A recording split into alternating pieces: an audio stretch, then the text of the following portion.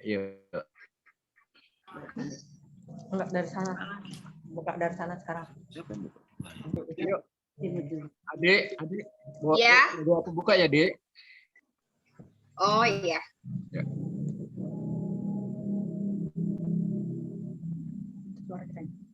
Doa apa nyanyi dulu ini tulang? Gua buka dulu. Imut lain. Buka dulu. Sini liatin muka. Silakan, Dek. Langsung doa ya, nggak pujian ya. Bapa di dalam surga, kami sangat mengucap syukur Tuhan untuk hari ini, malam ini kami boleh berkumpul walaupun kami berada berjauhan, tapi kami bersahati di hadapan-Mu dan ini semua adalah berkat dan kasih karunia Tuhan.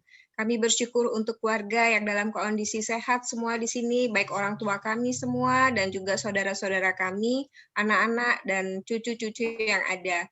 Terima kasih Tuhan, kami ingin beribadah bersama untuk mendengarkan firman-Mu supaya menjadi berkat dalam kehidupan kami. Terima kasih Tuhan, kami berharap saudara-saudara kami yang lain dapat bergabung Tuhan, supaya kami menjadi semakin banyak, semakin mengenal dan semakin membagi berkat satu dengan lain. Terima kasih Tuhan, berkati di dalam nama Tuhan Yesus kami mengucap syukur.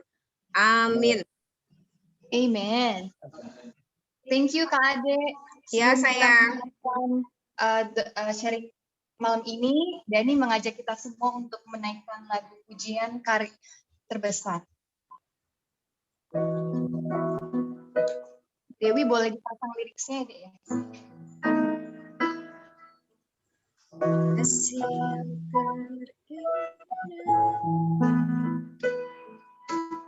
Kasih yang terindah, hati yang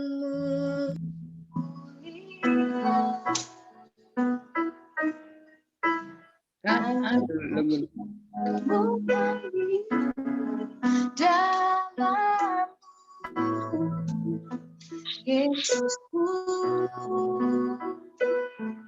pujian dari hatiku,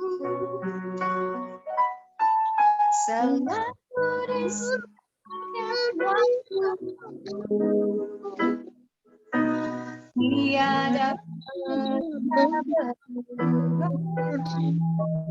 kasih. Karya terbesar dalam hidupku, pengorbananmu yang sama mampu, engkaulah harta yang ternilai, milikku yang ku hargai. Yesus engkau ku kagumi. Dari awal katakan kasih yang terindah, hati yang indah, hanya ku temukan di dalammu.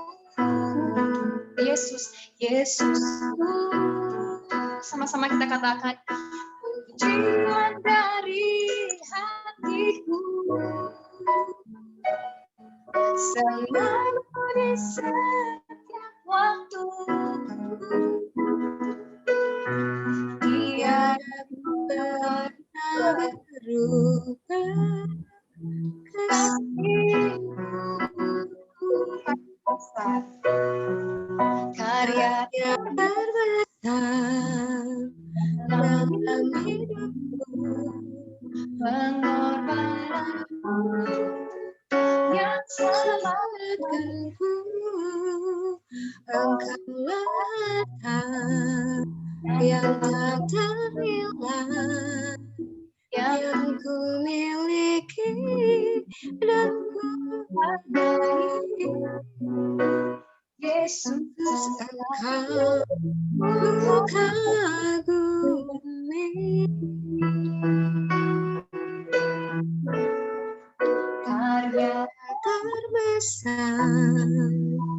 dalam hidupku, pengorbananmu yang selamatkanku. Engkaulah harta yang tak ternilai yang ku miliki.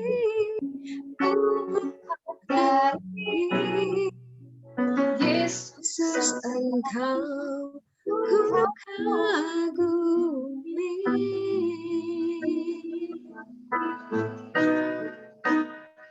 Sebab Kau besar, perbuatanmu ajaib, tiada Seperti Engkau, tiada seperti Engkau, sebab Kau besar, perbuatanmu ajaib, tiada seperti Engkau, tiada seperti Engkau. sebab Kau besar Tuhan Yesus. Sebab Kau besar, pengorbananmu ajaib, tiada seperti Engkau, tiada seperti Engkau, sebab Kau besar, perbuatanmu ajaib, tiada seperti Engkau, tiada seperti Engkau, Tiada seperti Engkau, tiada seperti Engkau, tiada seperti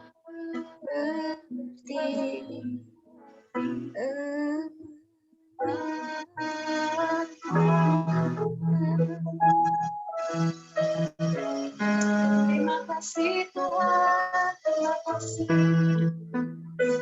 Oh, thank you, Jesus. Sebab Kau besar,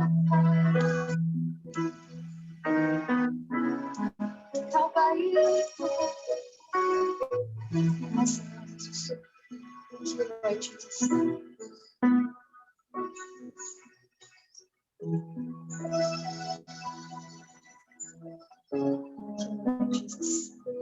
Tuhan, kami ucap syukur Tuhan untuk malam ini. Tuhan, Kau adalah Tuhan yang baik.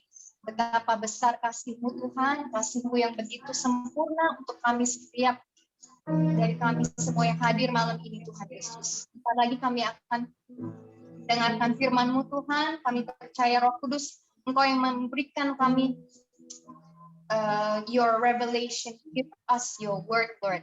We pray for Bang John yang akan sharing sebentar lagi Tuhan. We believe that you are going to speak through his life. Dalam nama Tuhan Yesus, sama-sama katakan amin. Thank you Dani. Sebelum kita mendengar firman nanti, puji Tuhan, di tengah kita ini malam ini seperti yang kami janjikan ya, bahwa Pak Tua udah akan memperkenalkan adik kami. Mungkin kalian belum kenal ya, tapi sudah dengar. Jadi seperti kalian tahu, Opung itu ada tiga bersaudara. Yang paling besar itu Opung laki-laki Alboin Tobing. Yang kedua ini Uda, yang papanya Uda Bonar ini. Yang ketiga ada Namburu, mungkin kalian kenal Opung Torang ya. Opung Torang. Satu hal yang perlu kami sampaikan di acara ibadah ini, seperti yang kami sampaikan, kita ini testimoni nggak seperti acara-acara duniawi ya. Kita nggak boleh sembarang memberikan testimoni apapun, tapi yang kami tampilkan di sini, ini udah kalian ini adalah satu panutan. Orangnya nggak pernah menonjol. Dari keluarga Uda ini ada 8 orang. Sekarang yang tinggal cuma Uda Bonar ini. Ya, ini perlu Pak Tua Uda Opungmu menyampaikan di acara ibadah ini nanti sebelum firman Tuhan ya. Supaya kita yang bersaudara ini, yang satu rumpun ini dari mulai Opung Cornelis, supaya kita mulai malam ini kita sangat diberkati dengan kondisi COVID ini, kita masih bisa ada saat ini sekarang. Jadi nanti sebelum Uda Bonar ini memberikan testimoni, ya Pak Tua, tulang kalian ini, ya nanti kalian simak. Uda Bonar ini ya, adik kami ini, orangnya jarang kita dengar, tidak pernah menunjukkan diri, aktif bersosialisasi di acara-acara community kita, ya. Tapi kenapa dia bisa bertahan sampai sekarang usia yang ke berapa ya, Anggi? 70? 76. Nah, 76. Jadi ini kenapa ya seperti Adiknya sampaikan? Adiknya 75. Apa? Iya. 76. Jadi ya nanti kita dengarkan testimoni dia, kita lihat ya, udah tulang aja kaget begitu mendengar ya testimoni semua. Udah benarnya punya 3 anak, ya, 2 perempuan, 1 laki. Yang pertama Evi, yang kedua Gonggom, yang ketiga Fani ya, Anggi ya. Nanti akan kita dengar kesaksian dari Uda ini. Jadi pesan Uda seperti kemarin tulang acara khotbah kita kemarin.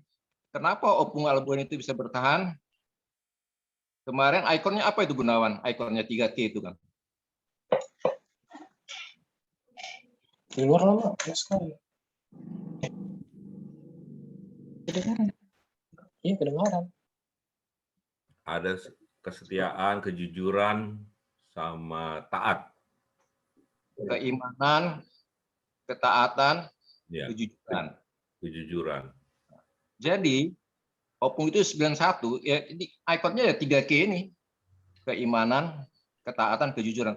Jadi tulang amati juga, tulang kalian ini, tulang bonarnya juga 3K ini yang dia camkan dalam kehidupannya sampai dia bisa diberkati, anak-anaknya, cucunya semua sehat-sehat, bukan karena materi, ya. Ini aku repeat lagi, bukan karena materi, bukan karena jabatan, ya. No, nothing itu. Ya, nanti kita dengar kesaksian dari Uda Tulangmu ini, ya, untuk mempersingkat waktu. Anggi, silakan Anggi. Untuk sebagai berkat bagi kami semua di sini. Ya. Terima kasih Bang Jonas yang saya hormati, seluruh peparan atau keturunan Siswa Alboin Lemban Tobing, Pinang Tuaku, Boru Panggabean. Sesungguhnya kehadiran saya di sini bermula dari bulan yang lalu ketika diadakan ibadah dari peparan Amang Tuaku Alboin Lemban Tobing, dan itu videonya di-share ke aku oleh Abang Jonas. Jadi saya dengar semuanya dan bagaimana Abang Jonas memberitahukan atau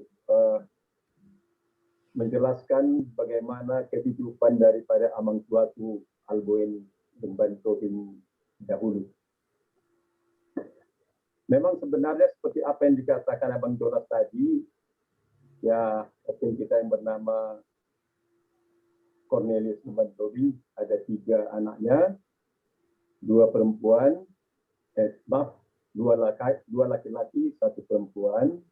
Jadi yang pertama yaitu amang tua saya, Alboin Lemban Tobing, Boru Panggabean, dan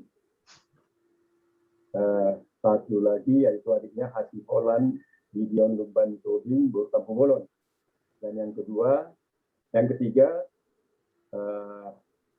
Boru yaitu Siti Ramin Boru Tobing yang menikah dengan Marga Simanjuntak, yaitu mertua dari Dr. Juli yang di Bandung, inang tuanya siapa ya? Inang tuanya, inang mudanya. Simanjuntak, John Simanjuntak ya. John Simanjuntak, amang tua apa ya? Itu ya, yaitu inang Boru orang. Jadi ketika saya mendengar testimoni daripada abang kami Jonas mengenai amang tuaku Alboin Luban Tobing, maaf saya katakanlah namanya supaya lebih jelas ya, amang tuaku Sintuan Luban Tobing dan inang tuaku Boru Panggadian, memang benar apa yang disampaikan oleh abang Jonas. Karena kita dulu memang dekat di Jalan Singamangaraja dengan Jalan Ngalento, bagaimana kita hubungan antara keturunan abang tua Alboin dengan keturunan orang tua saya, baik ya. Dan itu patut ditiru apa yang dikatakan abang Jonas mengenai abang tua itu tak benar sekali. Dan itu sangat bertentangan dengan bapak saya. Saya tidak malu mengatakannya. Kalau abang tua Jonas, abang tua Alboin, seperti yang dikatakan itu di bulan yang lalu, ada dia punya sebagai pegangan yang dikatakan 3 Q itu, yaitu ketaatan, keimanan, dan kejujuran. Dan ada satu lagi kalau saya mau tambahkan, kesabaran. Saya perhatikan itu. Kenapa saya katakan seperti itu? Selain yang ditambahkan, yang dikatakan oleh abang Jonas, abang tua itu memang di samping sabar, tahan melihat situasi, tidak tergoda dengan apa yang ada di dunia ini, kegemerlapannya, tidak seperti itu. Artinya dengan menghidupi 13 orang dalam situasi seperti itu, saya sangat luar biasa melihatnya dan kagum. Jujur saya katakan, apa yang dilakukan amang tuaku dulu itu satu hal yang sangat luar biasa. Dan inang tuaku itu Boru Panggadian, kalau boleh dikatakan seorang perempuan yang tabah juga, yang sabar. Bagaimana kita katakan tidak tabah dan tidak sabar? Di dalam kondisi yang seperti itu dahulu, ya kita lihat bagaimana dia menghidupi 13 orang dan membuat mereka semua menjadi orang. Sekolah, kemana-mana, sesuai dengan apa yang didapatnya, misalnya sebagai setiap bulannya sebagai karyawan di PT Horas. Ini sangat luar biasa. Dan kekaguman saya juga di situ, saya tambahkan bahwasanya inang tua ini menghadapi seorang mertua juga, yang Cornelius. Artinya di dalam situasi mungkin kalau biasa antara 30 tahun ke 40 tahun, karena opung Boru kita dulu atau itu ditinggalkan opung Boru kami itu dulu tahun 57. Bayangkan, tahun 57 menduda dan itu tinggal di rumah Jalan Singamangaraja. Dan itu bisa diurus oleh inang tua Boru Panggadian dengan sabar. Dan orang yang, saya pikir orang yang bisa sabar mengurus mertuanya itu hal orang yang sangat luar biasa. Dan itu jarang sekali bisa terjadi seperti itu. Nah ini yang bisa kita lihat, kita contoh daripada amang tuaku itu dulu sama inang tuaku itu. Saya mengatakan bahwa saya sangat berbeda dengan bapak saya. Bapak saya seorang preman di waktu mudanya. Saya diberitahu oleh orang yang ada di Simpang 2 karena mereka ini hidup tinggal di Simpang 2, dibesarkan di Simpang 2, dewasa di Simpang 2, menikah di sana. Artinya semua orang bisa menyaksikan, mengatakan kepada saya pada saat itu bahwa bapakmu itu berbeda sekali dengan amang tuamu. Kenapa dia bilang? Kalau bapakmu itu kalau ada orang di Simpang 2 ini aja orang yang lewat dilemparilah. Beginilah, dia namanya seorang preman ya. Dan inilah yang membuat perbedaan yang sangat besar antara amang tuaku dengan bapak saya. Dan kemudian memang kita lihat kemudian keturunannya ya berbeda sekali di dalam hal-hal materi, ilmu dan lain sebagainya sangat berbeda. Itu saya akui. Dan saya tidak pernah malu mengatakan itu kepada siapapun.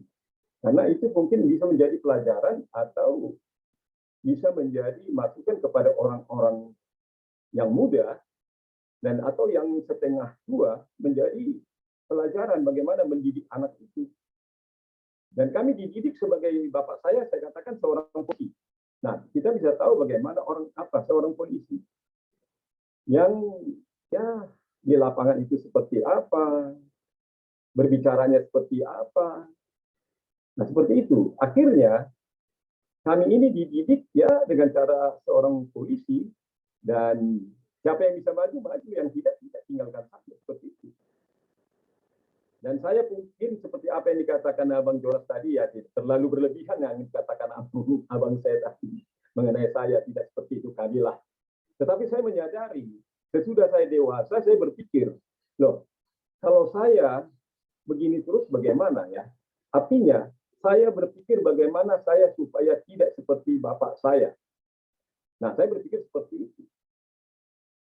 Saya akan berbuat bagaimana supaya keturunanku nanti ya akan berbeda dengan keturunan bapak saya.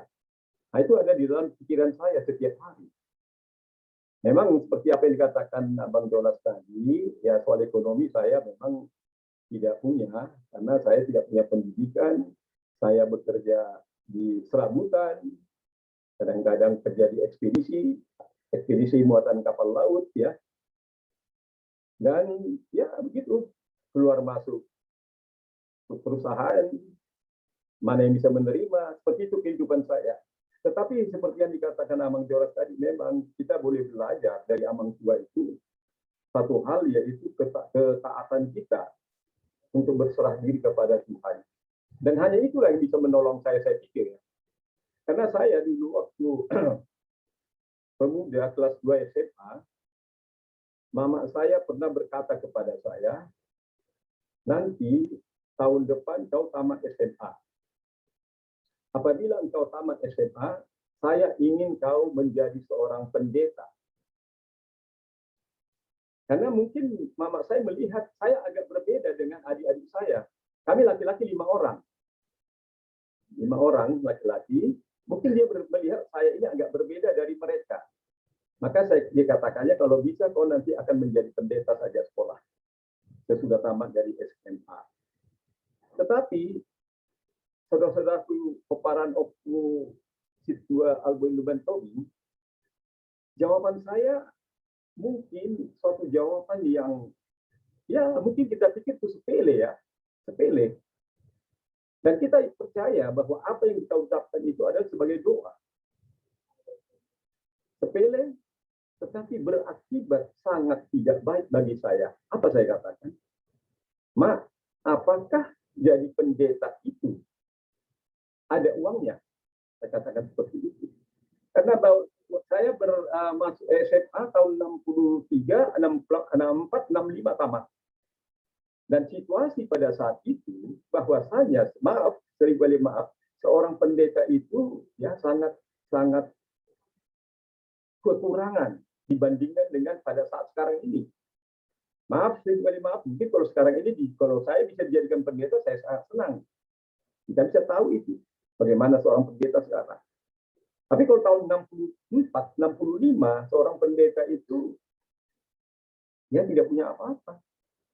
Paling-paling bisa punya sepeda ontel yang tua. Nah, itulah gambaran pendeta pada saat itu. Jadi saya mengatakan, Mak, jadi pendeta mana ada uangnya. Tetapi rupanya Tuhan mencatat kata-kata saya ini.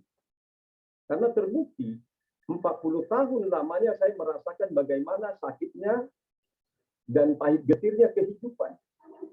Mungkin Abang Jonas masih ingat ketika kami tinggal di belakang gereja, Abang ya.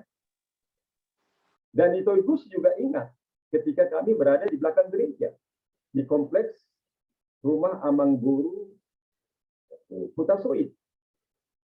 Nah, begitu ngerinya hidup itu. Karena apa? Saya merasa bahwasanya apa yang saya katakan itu Tuhan menghukum saya rasa. Kamu pikir kamu kalau tidak jadi pendeta, apakah kamu punya uang?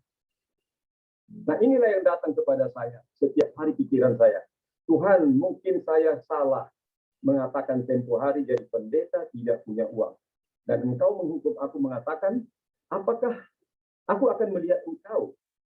Apakah kalau engkau jadi pendeta, kalau kau tidak jadi pendeta, apakah engkau menjadi kaya, punya uang, dan sebagainya, dan sebagainya. Aku akan lihat. Mungkin kata Tuhan untuk saya. pendek cerita, saudara-saudaraku, anakku yang paling besar namanya si Epi, Abang Jonas kenal itu, masih baby tempo hari, masih berumur 1 tahun ya. Abang Jonas masih sering bermain-main di situ karena itu lapangan, bermain-main dengan anak-anak Abang Guru Taswid. Kita bermain-main karena itu juga gereja kita, Gereja Metodis Indonesia Merdeka Indonesia, GMMI. Nah di situ, dan kami di belakang gereja itu gudang, ya, saya nggak malu mengatakan memang itu gudang, dijadikan kamar, sederhana sekali, sangat-sangat sederhana. Dan itu kurasakan, dan aku tahu itu bahwa ini adalah hukuman Tuhan kepada saya. Saya pikir 40 tahun saya rasakan itu. Bagaimana pahit getirnya hidup ini. Pindah kerja ke satu tempat, maaf, saya bukan mengatakan misalnya terlalu benar apa yang saya katakan ya, tapi saya bisa dari hidup saya bisa tangkap. Saya masuk ke suatu perusahaan. Sorry, Anggi, ya. Boleh nggak suaranya didekatin dikit supaya lebih jelas? Iya. Oke.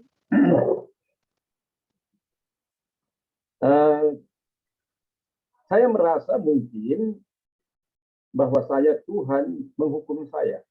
Jelas suaranya, Bang? Jelas suaranya? Ya. Oke. Berapa kali saya keluar masuk pekerjaan atau kerja, dan itu perusahaan tutup. Tutup. Saya nggak main-main. Dan saya tidak mengada-ngada. Tutup itu perusahaan. Ya, memang bukan perusahaan besar ya. Bukan perusahaan besar. Namanya perusahaan Cina. Ada ruko 2 dijadikan kantor. Ya, pengiriman barang ke sana kemari. Dan itu bisa tutup. Saya berapa kali masuk? 3 kali, 4 kali saya pikir perusahaan yang saya masuki tutup. Dan saya pernah naik beca, mau ke kantor, becanya ini mulus. Ketika kami berjalan, tiba-tiba beca ini bisa mati di jalan. Yang saya mau katakan dalam hati saya, apakah saya ini si Yunus yang disuruh oleh Tuhan untuk pergi ke Niniwe, agar Niniwe, orang di Niniwe bertobat, tetapi dia pergi meninggalkan perintah Tuhan. Dia naik ke kapal dan di tengah laut terjadi ombak besar, angin besar dan sebagainya, sehingga awak kapal itu membuang muatan-muatan kapal itu, dan juga akhirnya si Yunus itu dilemparkan ke laut karena merasa bahwa inilah yang membuat kesialan di kapal itu. Nah, sampai seperti sedemikian jauhnya aku berpikir itulah saya. Kenapa saya masuk kepada perusahaan lain, perusahaan kerja tutup. Pindah ke perusahaan itu tutup. Berarti saya adalah si Yunus yang membangkang, atau kalau orang Batak bilang manunggal konde Batak ya, meninggalkan Tuhan, di dalam hati mengatakan jadi pendeta tidak ada uangnya. Ini kata-kata yang menurut saya Tuhan itu pasti marah kepada saya. Sesudah saya sadari. Nah, bagaimana caranya mengatasi ini? Saya pikir saya pernah bertanya kepada orang-orang tua, Amang, kenapa saya punya kehidupan seperti ini? Seperti yang dibilang Abang Jonas tadi. Saya rajin ke gereja. Saya rajin berdoa. Saya rajin, ya apa kegiatan gereja saya ikuti. Tapi kenapa saya begini merasakan sakitnya hidup dalam keadaan ekonomi yang boleh dikatakan tidak pernah baik? Sebentar berhenti kerja, sebentar bekerja, dan kita tahu bagaimana orang yang sebentar nganggur, bekerja. Tetapi aku dapat satu solusi. Ketika seorang tua mengatakan, kalau kau tidak bisa jadi pendeta, seperti apa yang dikatakan orang tuamu dulu, ya bisa. Tidak harus jadi pendeta. Pergi aja ke gereja, sapu gereja itu. Lap gereja itu. Sebelum diadakan kebaktian. Tapi hati ini kan hati yang sombong ya. Bagaimana saya seorang yang seperti ini menyapu gereja? Itu dalam hatiku. Akhirnya, saya berpikir jalan satu-satunya ialah meminta pengampunan dari Tuhan. Meminta pengampunan dari Tuhan, yaitu dengan cara yang saya lakukan ya, yang saya lakukan sampai hari ini. Saya kalau pulang kerja jam 5 sore, dahulunya, saya sekarang udah pensiun, nggak kerja lagi. Ya.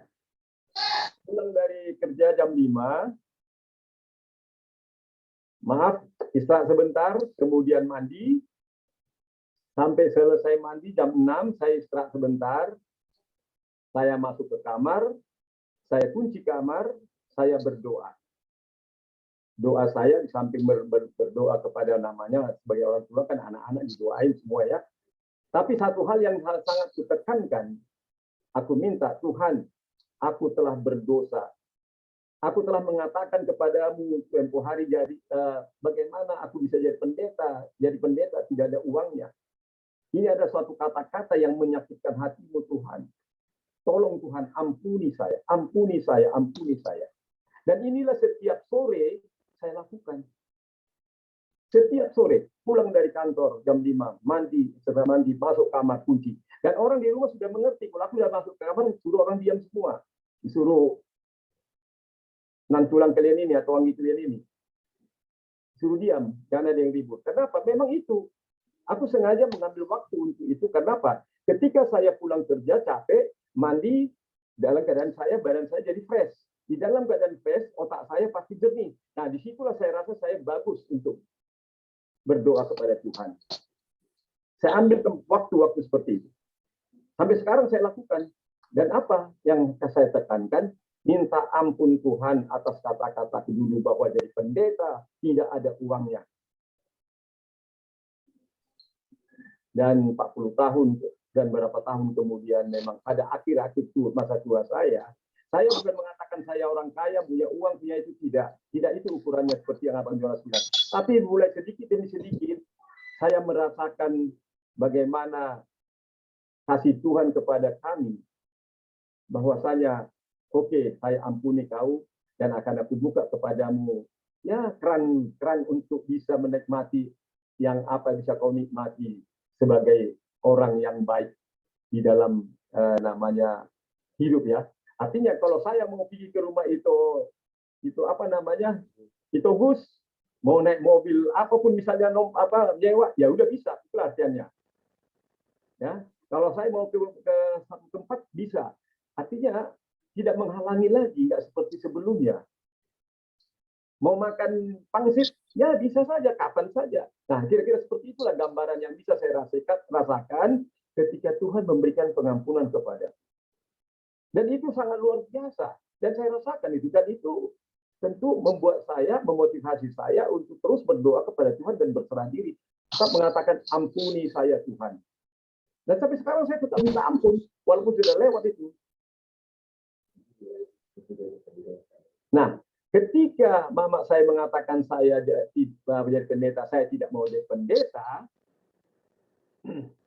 rupanya cucu saya si Fani, ya, Levania ya, Hutan Gandung, dia mengambil teologi di apa namanya, Van?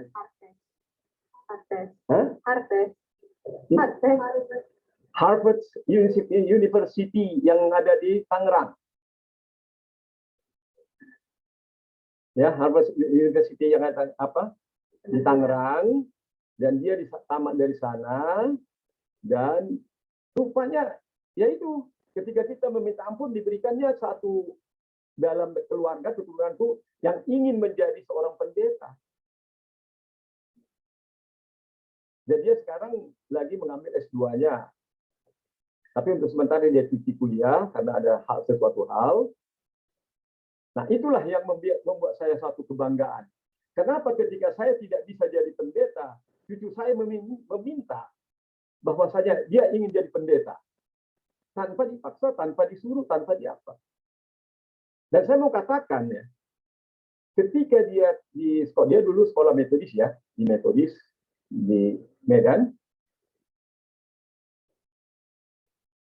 Waktu itu ya puji Tuhan dia mempunyai rupanya termasuk murid-murid yang dikatakan baguslah di dalam apanya, di dalam nilai-nilainya ketika dia di SMA Metodis.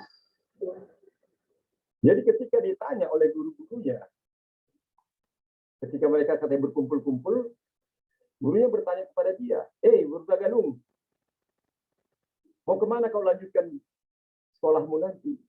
Nah ini katanya kepada dia. Terus dia menjawab apa? Saya mau sekolah pendeta. Lah, guru, ini kesaksian gurunya loh kepada kami loh. Bukan dia yang cerita. Ada gurunya yang Metodis, kami kan Metodis ya. Metodis, guru Metodis di gereja kami berkata, Pak Tobing, Pak RBL, saya panggil Pak RBL ya. Pak RBL, itu cucu Pak Tobing itu kok luar biasa ya. Apa luar biasanya? Ketika kami tanya, dia jawab apa? Saya mau jadi pendeta. Jadi datang guru-guru bertanya, loh, kau punya nilai termasuk yang terbaik di antara semuanya, kok jadi pendeta? Lanjutkan aja, kemana kamu apa kan bisa, kamu mampu kami lihat. Jawabannya Abang Jonas apa? Apakah mesti saya bodoh baru saya masuk sekolah pendeta? Nah inilah jawaban dia. Apakah justru orang bodoh baru masuk pendeta? Nah ini jawaban dia. Dan itu gurunya yang berpikir kepada saya loh, bukan si paninya.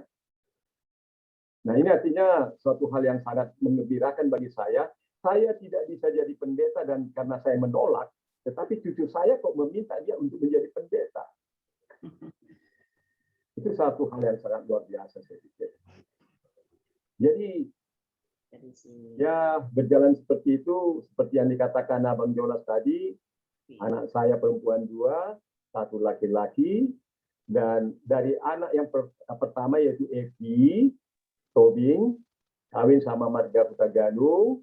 Jadi anaknya yang pertama yaitu perempuan, yang tadi foto tadi, yaitu yang paling besar yaitulah Zevania Boru Hutagalung, yang itu tadi yang SPH ya.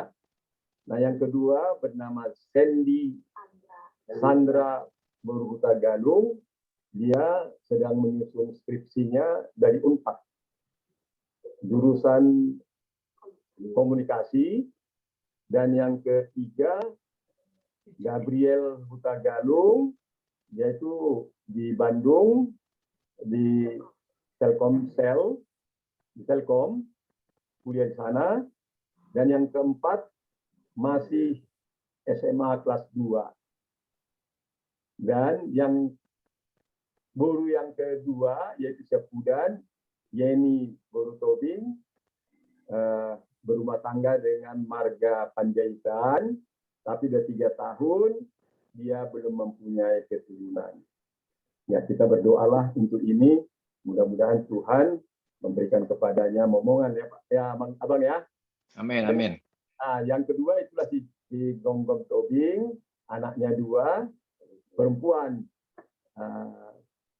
Jasmine Boru Tobing itu SMA kelas 2, terus Patricia kelas 2 SMP, kelas 1 SMP, kelas jauh jaraknya. Nah seperti itulah yang bisa saya testimonikan pada saat ini, dan kiranya ya apa yang bisa kita lihat dari sana. Tapi sekali lagi saya tekankan bahwasanya ada satu hal yang sangat-sangat saya tekankan di dalam hidup saya. Saya berusaha meminta pertolongan dari Tuhan. Karena saya melihat bagaimana, dan maaf sekali lagi, maaf, bukan menjelekkan orang tua saya, maaf. Saya berusaha karena adik-adik saya boleh dikatakan ya orang-orang pasaran semua. Si Timbul tahu itu ya, Timbul ya. Daniel, kenal kan?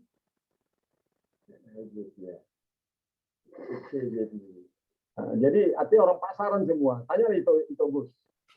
Dan saya merasa bahwa saya tidak akan mau seperti itu keturunanku. Saya akan berusaha bagaimana membuat keturunanku menjadi lebih baik daripada keturunan orang tua saya. Dan saya akan menciptakan itu. Dan doa saya memang setiap hari hanya itu. Tuhan berikan keturunanku keturunan yang takut akan Tuhan dan saling mengasihi satu dengan lainnya, tidak berontok-ontokan, dan saling mendukung yang satu dengan yang lain. Kenapa saya katakan itu permintaan saya? Karena kami, keturunan orang tua kami, satu dengan lainnya selalu gontok-gontokan. Berbicara dalam 5 menit sudah terjadi perkelahian. Itulah kehidupan kami. Dan saya tidak mau seperti itu. Saya tidak mau seperti, dan itu kutekankan. Jadi ini ada foto, kalau nampak tadi foto kami ini keluarga, dan inilah saya ciptakan bagaimana saya punya keluarga bisa saya berbuat seperti ini. Inilah tujuan saya. Kalau soal harta, itu otoritas Tuhan itu. Seseorang bisa punya harta, kaya, itu dan sebagainya. Tetapi bagaimana baiknya kita mendidik mereka, ya sebagaimana orang yang takut akan Tuhan, itu saja saya berpikir. Dan kemudian helaku yang pertama, suami si Evi, itu pendeta muda. Pendeta muda. Jadi semua berusaha ke sana. Jadi mudah-mudahan apa yang saya ingini, saya minta kepada Tuhan, saya doakan, dan bisalah terjadi untuk keturunanku. Dan tidak menjadi keturunan yang seperti saya katakan tadi, saling gontok-gontokan. Dan itulah yang saya hindari. Saya coba untuk bagaimana memanage keturunanku, supaya menjadi keturunan yang saling mengasihi satu dengan lainnya. Tidak bentukan, tidak rasanya lantaran dia hula-hula. Oh, aku hula-hula suka-sukaku. Lantaran dia boru, aku harus diperhatikan. Tidak seperti itu. Tetapi bagaimana saling mengasihi satu dengan lainnya, agar itulah kekayaanku. Itulah keinginan saya. Saya merasa itulah kekayaan saya. Saya tidak perlu harta itu lagi. Tapi bagaimana saya melihat hartaku itu adalah keturunanku yang saling mengasihi satu dengan yang lainnya. Amin, amin.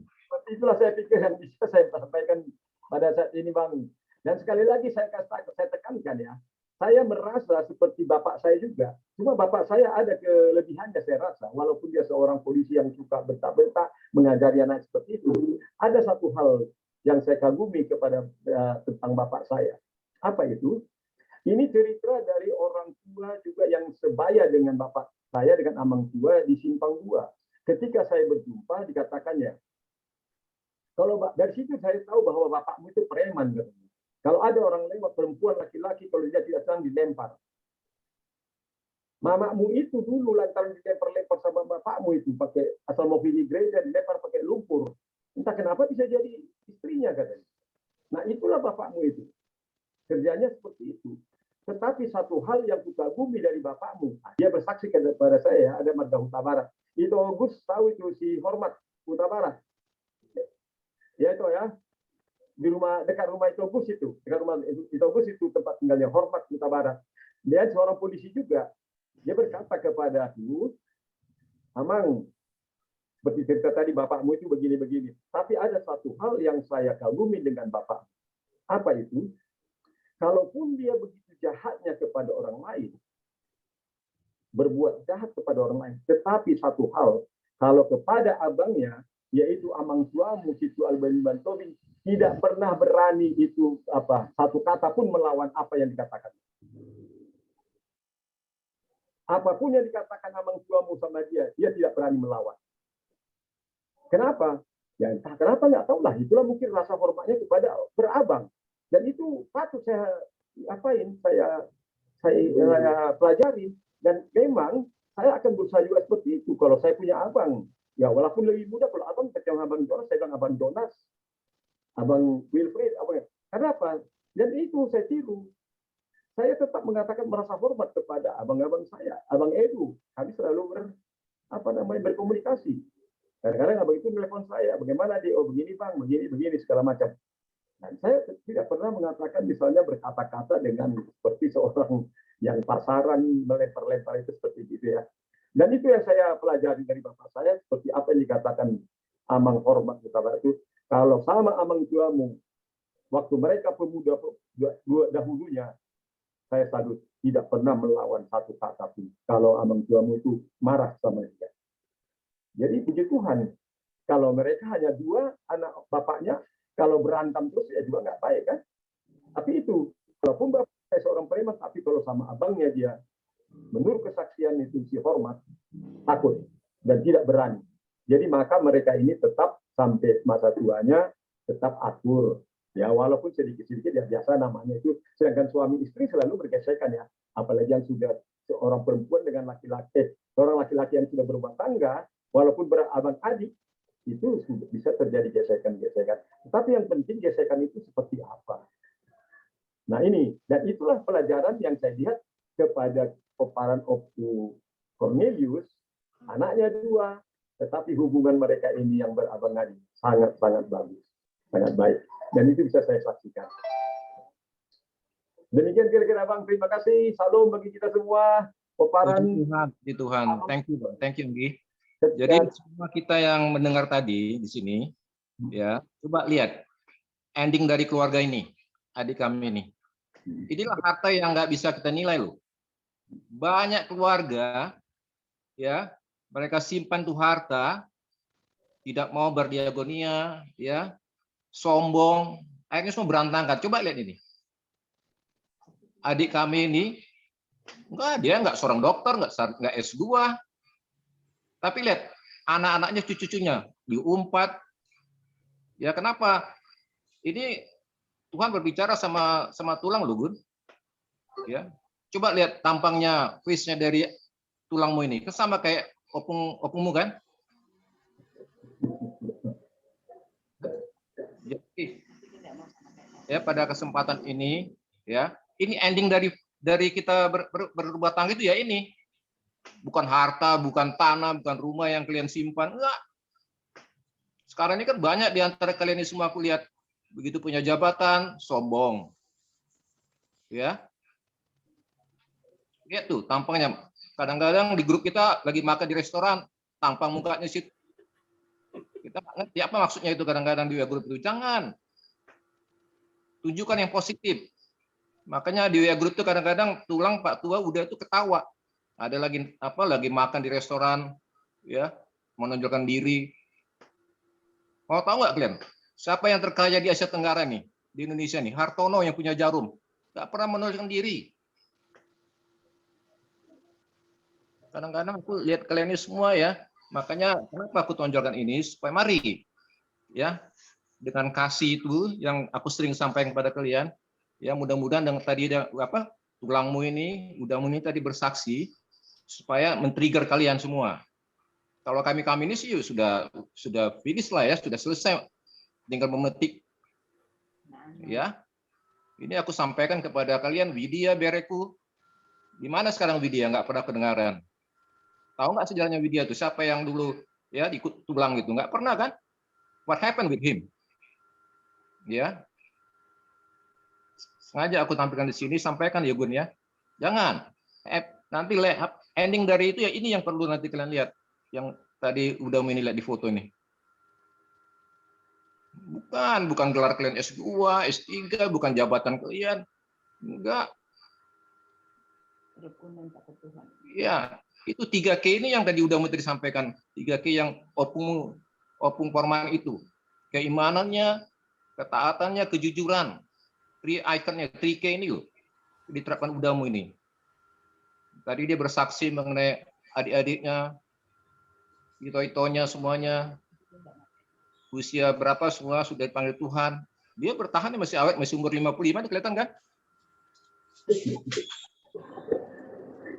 Jadi Erwin juga yang di Osaka, ya. Ntar lagi tahun depan pulang, persiapan pensiun, ayo. Ya. Jadi inti dari tadi testimoni ini, itu tadi, mari, 3K itu sama satu. Coba Gunawan bacakan 2 Petrus 1, 5-8 Gun. Ini yang diterapkan udah ini juga. Tulang lihat. Oke, saya baca ya dari 2 Petrus 1, 5-8. Dia membangun iman. Kan? 2 Petrus 1, 5-8. Justru karena itu kamu harus dengan sungguh-sungguh berusaha untuk menambahkan kepada imanmu kebajikan, dan kepada kebajikan pengetahuan, dan kepada pengetahuan penguasaan diri, kepada penguasaan diri ketekunan, dan kepada ketekunan kesalehan, dan kepada kesalehan kasih akan saudara-saudara, dan kepada kasih akan saudara-saudara kasih akan semua orang. Sebab apabila semuanya itu ada padamu dengan berlimpah-limpah, kamu akan dibuatnya menjadi giat dan berhasil dalam pengenalanmu akan Yesus Kristus Tuhan kita. Amin. Amin. Baca lagi nanti malam mau sebelum tidur ya. Itu ada tahap-tahapnya dari gimana dia membangun iman itu tadi, tulangmu ini tadi, dari mulai kebajikan ya. Terus apalagi pengetahuannya sampai nanti dia ke kasih agape tadi, kasih yang memang real, kasih dari Kristus itu udah prosesnya udah hampir terakhir loh. Ya. Oke, terima kasih Anggi. Ya, jadi Tuhan memberkati semua. Nanti kita juga mau berdoa nanti inang tuamu Evi nanti mau berdoa khusus untuk Evi ya. Oke, mari kita dengarkan firman dari John. God bless you all. Shalom semuanya, keluarga Alboin dimanapun berada, shalom. Ya puji Tuhan ya, hari ini kita nggak terasa sudah masuk bulan Agustus. Dan ini adalah ibadah kita keturunan Alboin yang kelima. Puji Tuhan. Dan terima kasih kita hari ini bisa mendengar kesaksian dari Uda, tulang kita, Bonar El Tobing. Terima kasih juga untuk Papa ya yang sudah membuka tadi. Kalau kita lihat bahwa keluarga opung daripada opung kita Raja Dame, opung Cornelius, opung Gideon, dan juga opung Alboin. Kita ini adalah keturunan daripada keturunan yang diberkati. Karena apa? Karena kita memiliki Tuhan Yesus di dalam diri kita. Ada amin? Oke, hari ini John ingin mengingatkan sedikit mengenai apa hari ini firman Tuhan. Judulnya apakah Anda sempurna di mata Tuhan ya. Jadi seperti nama Uda tadi, Uda Bonar ya. Uda Bonar itu dalam bahasa Indonesia artinya benar ya. Bahasa Bataknya benar ya bonar ya. Jadi kita ini adalah orang benar ya. Jadi ini ada seperti contoh. Saat ini kalau kita ada cermin kaca di depan kita, bagaimana kita melihat diri kita di hadapan cermin ya. Kalau kita melihat kayak apalagi kita di dalam Zoom meeting hari ini, mungkin kita lebih asik ngeliatin wajah kita sendiri ya. Waduh, kok mukaku kotak ya. Kok aku kumisnya sudah lebat ya, atau kayaknya kita ngaca ya melihat di Zoom meeting ini, justru mungkin kita malah melihat wajah kita.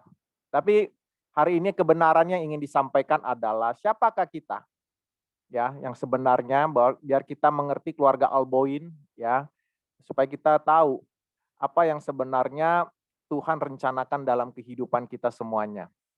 Jadi ini contohnya adalah bagaimana kita melihat diri kita pada saat ini ya.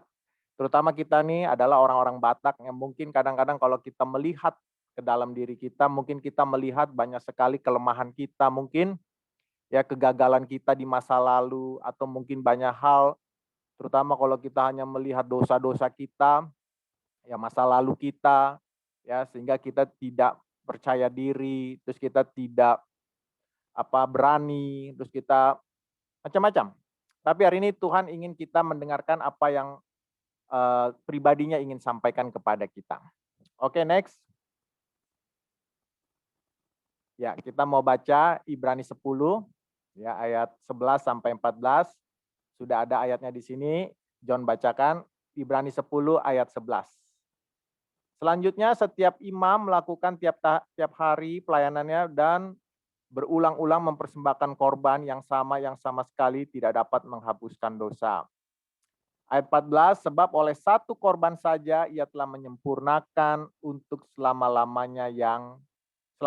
selama-lamanya mereka yang ia kuduskan. Mohon maaf, ini bukan ayat 11 tapi ayat 12, nanti bisa dibaca. Tapi tidak apa-apa, kita mau fokus di ayat yang ke-14. Sebab oleh satu korban saja ia telah menyempurnakan untuk selama-lamanya mereka yang ia kuduskan. Oke, next Dewi. Ya, ini sebentar ya, kita mau mengingat kembali cerita di Perjanjian Lama ya. Saat ini kita ingat kita ini sudah hidup di Perjanjian Baru ya. Pembedanya di mana pada saat Yesus datang ke dunia, kita sekarang hidupnya tidak di Perjanjian Lama lagi, tetapi kita sudah memasuki Perjanjian Baru. Nah, kita mau lihat dulu di Perjanjian Lama ya, setiap manusia dulu, orang Israel khususnya ya, kalau mereka berbuat dosa, mereka wajib membawa domba ya. Mereka harus membawa domba kepada imam, mempersembahkan supaya apa? Supaya mereka tidak kena kutuk, supaya mereka diberkati. Nanti John mau ceritakan bagaimana sebenarnya kita tuh melihat kita tuh siapa sekarang. Kita tuh melihat bagaimana seperti Tuhan Yesus melihat Yesus. Ya, hari ini kita mau diingatkan bahwa kita tuh sempurna di mata Tuhan, sama seperti Tuhan melihat anaknya Yesus. Ini contohnya, kalau dulu orang Israel, mereka berdosa, mereka harus membawa domba, ya persembahan. Ya, jadi persembahan ini akan dicek oleh imam, dombanya harus yang bersih, yang tak bercacat, karena ini untuk persembahan yang diterima oleh Tuhan. Nanti dia akan dibakar, dan itu menjadi dupa yang harum, dan itu menyenangkan Tuhan, dan orang itu bisa pulang ke rumahnya dengan dosanya sudah diampuni. Justru dulu di Perjanjian Lama dengan adanya hukum Taurat, ya di firman Tuhan tidak ada satupun yang bisa melakukan hukum Taurat, tidak ada, termasuk Musa, siapapun orang-orang besar nabi di dalam Perjanjian Lama tidak ada yang bisa, karena manusia sudah jatuh di dalam dosa. Ya, oleh sebab itu kita mau lihat.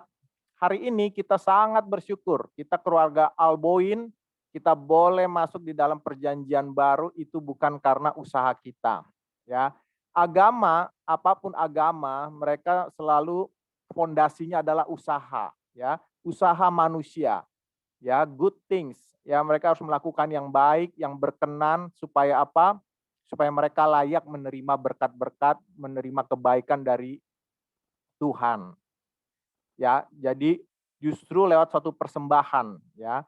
Persembahannya bisa melalui domba atau melalui lembu, ya, bahkan bisa merpati. Pokoknya ada sesuatu yang harus dibawa kepada Tuhan supaya Tuhan tidak membalaskan pelanggaran kejahatan yang dilakukan manusia.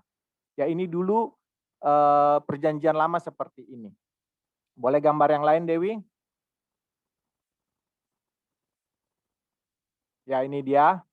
Jadi imam dia harus berdoa dulu supaya dombanya ini diterima menjadi korban yang berkenan. Ya, jadi dari zaman Israel dulu ini sudah seperti ini.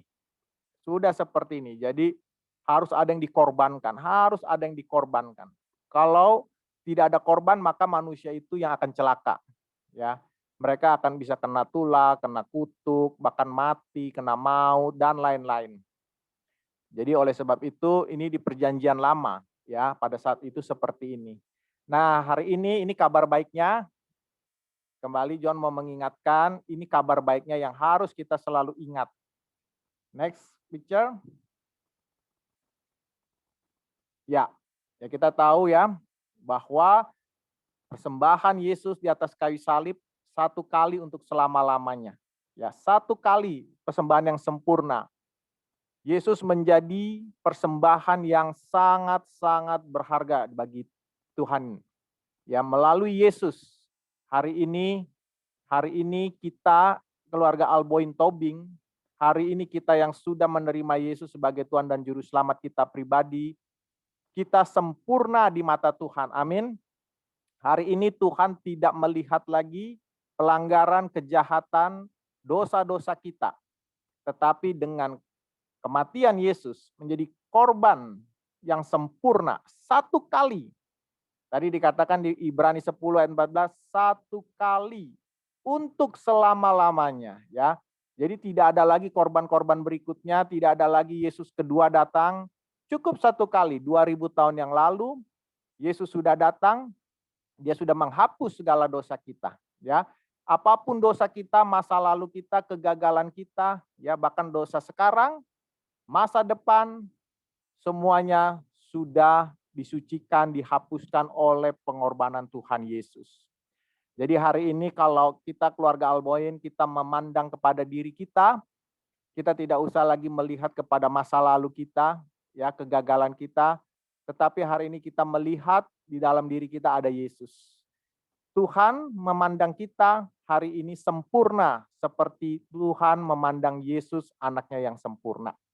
Jadi jangan lagi mengingat pelanggaran, dosa-dosa kita, kelemahan kita, ya. Tapi pandanglah dia, pandanglah Yesus. Saat kita memandang dia, hari ini kita tahu bahwa kita sangat diberkati. Keluarga Alboin, keluarga Tobing kita pada khususnya, kita diberkati bukan karena usaha kita.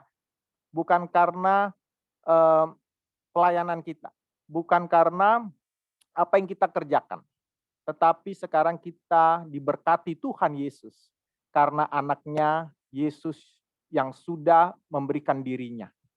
Supaya hari ini kita semua yang boleh mendengar di Zoom ini, kita hanya melihat kepada pengorbanan Yesus. Jadi hari ini keluarga Alboin Tobing, dimanapun berada, mari sadari bahwa kita semua sudah sempurna. Ingat, pengorbanan Yesus satu kali di atas kayu salib sempurna. Bahkan dikatakan setelah Yesus mati di atas kayu salib, dia duduk di sebelah kanan Allah Bapa. Apa artinya Tuhan Yesus beristirahat karena dia sudah menyelesaikan segala dosa-dosa kita. Jadi kita bersyukur keluarga Alboin melalui Zoom meeting ini, jangan kita mengingat kekurangan kita, tapi mari kita menyadari siapa yang tinggal di dalam diri kita. Terus kita menyadari bahwa Kristus sudah tinggal dalam diri kita. Dia tidak jauh, dia tidak meninggalkan kita, tapi dia mau datang, dia mau tinggal di dalam diri kita, dan dia ingin hidup kita diberkati. Pada saat kita terus-menerus melihat kepada perbuatannya, karyanya, hidup kita setiap hari, kita akan melihat kita selalu dan selalu diperbaharui. Roma 12 ayat 2, pembaharuan budi, akal budi, semakin kita mengingat, semakin kita menyadari karya Tuhan Yesus, maka terjadi perubahan pikiran. Ya, memang pada saat kita menerima Tuhan Yesus, roh kita yang sempurna. Identitas kita sekarang ada di dalam roh. Ya, jadi roh Allah tinggal di dalam diri kita, rohnya sempurna. Yang masalahnya adalah pribadi kita yang belum berubah. Kepribadian kita yang harus dirubah. Mindset kita yang harus berubah. Nah, ini perlu dirubah oleh pengenalan akan firman Kristus. Semakin kita mengenal kasih Tuhan, tidak fokus kepada usaha kita, tidak fokus kepada kegagalan kita, tapi kita fokus saja kepada apa yang telah Yesus kerjakan untuk kita. Dia melakukan itu 2000 tahun yang lalu karena dia tahu kita tidak sanggup, dia tahu kita pasti gagal, dia tahu kita tidak bisa dengan perbuatan kita. Sekarang adalah perbuatan dia. Sekarang adalah usaha Allah, usaha Tuhan. Dia datang, Yohanes 10 ayat 10, aku datang supaya mereka mempunyai hidup. Supaya keluarga Alboin dimanapun berada mempunyai hidup dan mempunyainya dalam kelimpahan. 1 Yohanes 4 ayat 19 katakan, kasih, inilah kasih. Bukan kita yang mengasihi Allah terlebih dahulu, tetapi Allah yang mengasihi kita terlebih dahulu. Jadi dimanapun hari ini kita berada, keluarga Alboin Tobing, keluarga juga Uda Bonar, dan cucu, dan semuanya, kita adalah keluarga yang diberkati. Karena apa? Karena hari ini Tuhan Yesus mau tinggal di dalam diri kita. Siapa kita? Tapi Tuhan Yesus mau tinggal. Supaya hari ini kehidupan kita, apapun yang kita kerjakan, Tuhan Yesus yang menjadikannya berhasil. Studi kita, pekerjaan kita, rumah tangga kita. Andalkan dia seperti yang Papa tadi bilang 3T, keimanan, kejujuran, ya. Tadi juga udah tulang Bonar bilang kesadaran. Betul sekali. Kita harus menyadari apa yang sudah dia kerjakan di dalam kehidupan kita. Artinya hari ini kalau kita pun melihat kepada diri kita, jangan melihat kepada manusia lama kita, karena hari ini kita semua adalah manusia baru di dalam roh. Roh Allah tinggal di dalam diri kita semua. Selamat menikmati identitas yang baru, saudara-saudaraku dimanapun berada. Teruslah bermetanoia. Metanoia artinya pembaharuan pikiran. Setiap hari kita perlu mendengarkan firman Tuhan, sehingga setiap hari pikiran kita dirubah agar selalu selaras dengan pikiran Kristus. Pada saat kita mendengarkan firman Tuhan, otomatis kehidupan yang baik yang mengalir. Percaya yang benar, percaya kepada Kristus menghasilkan kehidupan yang benar. Amin. Semakin kita mendengarkan kabar baik, yang keluar outputnya pasti yang baik. Ya, semakin kita tahu bahwa kita dikasihi oleh Tuhan Yesus, maka yang pasti kita akan semakin mengasihi. Tadi Papa bilang di dalam surat 1 Petrus 5 mengenai perbuatan pengetahuan, ya, pengenalan akan Tuhan melebihi segala pengetahuan. Pengenalan akan Tuhan, sekali lagi pengenalan akan Tuhan melebihi segala pengetahuan. Ya, pengetahuan apapun di dunia ini ada batasnya. Hari ini contohnya, walaupun pandemi, tapi kita bisa bertemu di Zoom meeting. Kenapa? Firman Tuhan katakan 2-3 orang berkumpul, Tuhan hadir di tengah-tengah. Hari ini dia adalah Allah Maha Hadir. Dia tidak terbatas oleh ruang dan waktu. Dia bisa hadir bahkan di tengah Zoom meeting karena dia sudah tinggal di dalam diri kita masing-masing. Sehingga hari ini kita mendengar, yang mendengar adalah roh kita. Roh kita sudah sempurna. Jadi kembali John mengingatkan saudara-saudaraku, namboruku, tulangku, udaku, dimanapun berada, hari ini kita ingat bahwa roh Tuhan sempurna. Sekali lagi sempurna, perfect, ya, tidak ada cacat di dalam diri kita. Semakin kita bertumbuh di dalam firman Kristus, maka yang baik akan keluar. Semakin mengerti kita dikasihi oleh Tuhan Yesus tanpa syarat, tanpa batas, tanpa sebab, otomatis kita akan mengasihi keluarga kita. Kita akan mengasihi sesama kita akan mulai peduli kepada orang lain, dan yang lain, sama seperti Yesus mengasihi kita, mengasihi orang berdosa. Pandanglah terus Kristus, pandanglah pada salibnya, pandanglah bahwa dia sudah bangkit, dan hari ini Kristus sudah tinggal di dalam diri kita. Kita sudah sempurna di dalam Kristus. Tuhan Yesus memberkati keluarga Alboin dimanapun berada, semakin bertumbuh dan semakin mengenal kasih Tuhan Yesus. Shalom semuanya. Amin. Amin. Puji John. Untuk guru kami Evi, saudaraku sekalian, mari kita ya buat doa karena Evi guru kami ini gurunya udah tulang bonar ini lagi penyembuhan. Jadi Enang tua Evi mau doa sebentar aja ya. Mari kita berdoa satu dalam doa.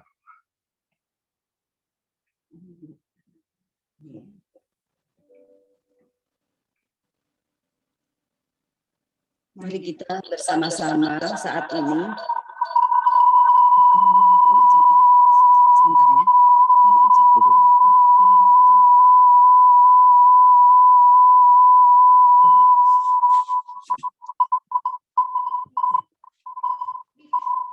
Ya, sebentar.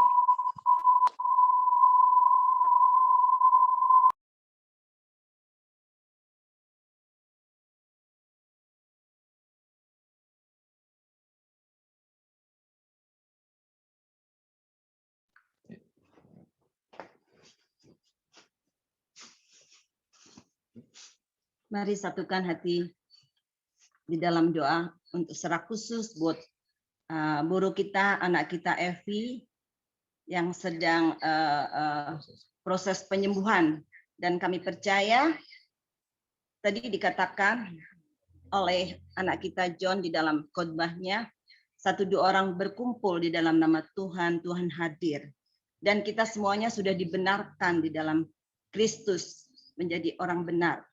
Dan kami percaya di dalam Yakobus pun juga dikatakan doa orang benar besar kuasanya. Dan kita sudah dibenarkan dan mohon kepada Tuhan, dan kami percaya hadirat Tuhan turun atas anak kita Evi. Mari kita berdoa. Terima kasih Allah Bapa di sorga. Kami mengucap syukur dan terima kasih buat ibadah pada malam hari ini. khususnya ibadah keluarga Cornelis Tobing. Terima kasih Tuhan Yesus, Engkau yang memimpin semuanya. Kami merasakan hadirat-Mu, kami merasakan Engkau hadir, bahkan kesaksian dari adik kami, Bonar, Lumban Tobing, Papi dari Evi. Kami merasa diberkati di sini. Semuanya ini atas anugerah-Mu yang luar biasa ya Bapa. Kami mengucap syukur ya Bapa, Engkau yang terus memimpin dan menuntun setiap langkah-langkah kami ya Bapa. Dan kami semuanya anak-anak-Mu saat ini sungguh diberkati tanpa terkecuali ya Bapa, karena rencana-Mu indah bagi setiap kami anak-anak-Mu ya Bapa. Engkau sendiri yang mempunyai rencana buat kita semuanya, bahwa rencana kami ya Bapa selalu indah. Dan di mata Engkau kami diterima tanpa syarat. Terima kasih Abah.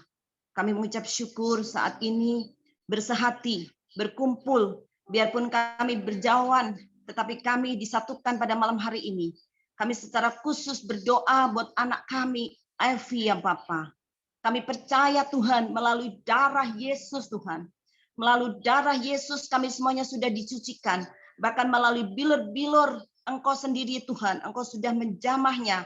Anak kami Evi dari ujung rambut sampai ujung kakinya Bapa. Dan Engkau sudah menjamah saat ini Bapa, tidak mustahil bagimu. Dan sudah sembuh Bapa dalam nama Yesus Tuhan. Sehingga tidak ada rasa kesakitan lagi Bapa. Pada waktu lain hari ketika mereka untuk periksa lagi ke dokter, sudah hilang semuanya pun Tuhan, apapun yang dia rasakan. Bahkan saat ini juga Tuhan, tiada mustahil bagimu Bapa, dan sudah sembuh ya Bapa. Dengan iman percaya kami, dan kami semuanya menjadi anak-anak yang dibenarkan dan sudah benar Tuhan. Kuasa-Mu Tuhan Yesus Engkau sudah nyatakan pada malam hari ini Bapa. Sehingga Bapa kami percaya di lain hari bersaksi ya Bapa, anak kami Evi ya Bapa. Terima kasih Tuhan buat keturunan adik kami Papi Evi ya Bapa yang sudah bersaksi luar biasa Tuhan. Di mana mereka ingin menjadi pendeta, tetapi Engkau sendiri Tuhan Yesus yang sudah memberikan keturunan. Di mana cucu kami Fani Bapa sudah diberikan ya Bapa untuk menjadi berkat Tuhan untuk kita semuanya Bapa dari keluarga besar Cornelis Tobing ya Bapa. Terima kasih Abah, kami mengucap syukur untuk ibadah pada malam hari ini Bapa. Engkau sendiri yang menuntun setiap langkah-langkah kami ya Bapa, dan kami sudah menerima berkat, kesehatan, kekuatan, terutama unity Bapa di dalam keluarga ini Bapa. Kami percaya Bapa, ketika unity itu ada di dalam Mazmur 133, blessing itu Tuhan Engkau sudah turunkan buat kita semuanya Bapa. Terima kasih Abah. Dan kami percaya anak kami Evi sudah menerima kesembuhan ini Bapa. Bahkan kita semuanya Tuhan Yesus yang hadir ya Tuhan. Dijauhkan dari segala macam penyakit, virus apapun Tuhan. Itu bukan berasal dari Engkau. Tetapi Engkau sendiri ya Tuhan Yesus yang memberikan kami kesehatan, kasih karunia, sukacita, damai sejahtera Tuhan turun atas kita semuanya. Hanya di dalam nama Tuhan kita Yesus Kristus Tuhan. Kami sudah berdoa dan mengucap syukur. Mari yang sudah diberkati dan kami percaya atas kesembuhan anak kami Evi di dalam nama Yesus. Amin. Thank you. Fani, tutup doa ya. Saudaraku sekalian, nanti bulan depan Fani akan sharing khotbah ya. Silakan ya, Fani. Silakan Pan. Ya baik. Mari kita satukan hati kita merendahkan hati di hadapan Tuhan, kita berdoa. Kami mengucap syukur Bapa di dalam kerajaan surga untuk anugerah-Mu, untuk kebaikan-Mu di dalam hidup kami, untuk persekutuan pada malam hari ini yang telah Tuhan pimpin. Kami bersyukur untuk kebenaran firman Tuhan yang juga telah diberitakan oleh hamba-Mu. Kami bersyukur Tuhan untuk kesempatan bisa beribadah bersama-sama dengan anggota keluarga kami, sesuatu yang mungkin tidak bisa dialami oleh orang-orang lain di luar sana. Tetapi hanya oleh karena anugerah Tuhan, Tuhan mengizinkan kami untuk bisa bersekutu bersama-sama di dalam kasih Kristus pada malam hari ini. Kami berdoa untuk setiap kebenaran firman Tuhan yang telah diberitakan, biarlah itu bisa bertumbuh di dalam hati kami Tuhan, sehingga hidup kami sungguh bisa menghasilkan buah yang nyata. Kami menjadi pelaku-pelaku kebenaran firman Tuhan, bukan hanya sebagai pendengar saja. Sehingga dimanapun kami berada, sekembalinya kami ke tempat kami masing-masing untuk bekerja, untuk melayani Tuhan, orang-orang di sekitar kami bisa sungguh-sungguh melihat Kristus nyata di dalam kehidupan kami. Terima kasih Bapa. Kami berdoa untuk setiap anggota keluarga yang hadir pada malam hari ini. Kami memohon Tuhan yang mengaruniakan kepada kami pengenalan yang benar akan kebenaran firman-Mu, pengenalan yang benar akan pribadi Kristus yang telah menyatakan dirinya bagi kami, dan yang telah mati dan bangkit untuk menebus dosa kami. Karena untuk itulah kami hidup ya Tuhan, untuk itulah kami diciptakan. Kami hidup hanya untuk mengenal Engkau dan mempermuliakan nama-Mu. Karena itu Tuhan, kami menyerahkan seluruh anggota keluarga yang hadir pada malam hari ini maupun yang berhalangan hadir dalam tangan pengasihan Tuhan. Biarlah kiranya Tuhan yang berbelas kasihan atas kehidupan kami dan menuntun kami, memelihara kami, memberkati kami sekalian. Kami mau mengembalikan segala kemuliaan hanya bagi nama Tuhan kami Yesus Kristus yang telah memberkati ibadah ini. Di dalam nama Tuhan Yesus Kristus kami telah berdoa dan bersyukur. Amin. Thank you, Fanny. Terima kasih, iya Pung. Fanny, Iya Pung. Opung mau tanya, ini sekarang umur berapa sekarang, Pan? 25 tahun Pung. Oh, jadi di Tangerang berapa tahun? Di Tangerang kira-kira 5 tahun Pung. Jadi SMA-nya dulu di mana? Di Medan Pung. Oh, langsung Sama ikut Opung. sekolah teologi di Harvard. Iya di Harvard yang S1. Oh, puji Tuhan. Jadi sekarang lagi ngajar ya? Iya sekarang ngajar Pung. Sekarang gerejanya di mana ya? Di GRI Pung. Oh, yang Stephen Tong itu ya? Iya betul Pung. Oh, puji Tuhan nih. Ya udah kenal Grace, ini cucu loh Grace. Grace sama John tadi itu tadi masih apanya saudara kita. Nah ini John Grace. Salam kenal ya. Iya salam kenal Abang Tulang. Nah, itu Grace itu Inang Udamu. Oh Inang Uda ya. Inang Uda. Ini Inang Udamu Grace. Ini Evi ya. Evi. Sembuh Vi. Amin, amin, amin. Nah, ini nomor 1 nih Grace lagi dalam penyembuhan, tapi sudah sembuh. Nothing impossible ya. Puji Tuhan, ya. Katakan sudah sembuh. Amin. Amin. Oke, jadi kita sekarang bersilaturahmi bersama-sama. Ada mana Nambur Obir? Mana Nambur Obir? Oh, foto dulu kita ya. Foto dulu semua ya, Anggi. Foto dulu, Grace. Ayo, foto dulu semua, yuk. Bang Gunawan, tolong diambil gambar. Ayo. Ayo, Anggi, yuk, foto yuk. Dewi minta tolong screenshot ya, Dek. Happy. Ayo, semua yuk.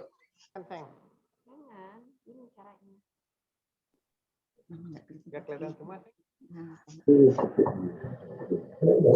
Oke, 1, 2. Ada yang belum?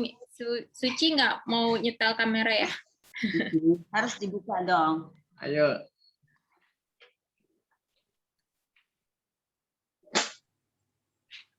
Oke, ya udah kita foto aja ya. 1, 2. Thank you, deh. Lagi sekali lagi. 1, 2. Oke, mana Namburu Obir? Bunga. Tony. Mana Namburu Obir? Udah lama nggak ketemu nih, Namburu Obir mana? Ayo, mana itu aku Obir muncul Bunga, Nandu. Anthony baru selesai ikut ini.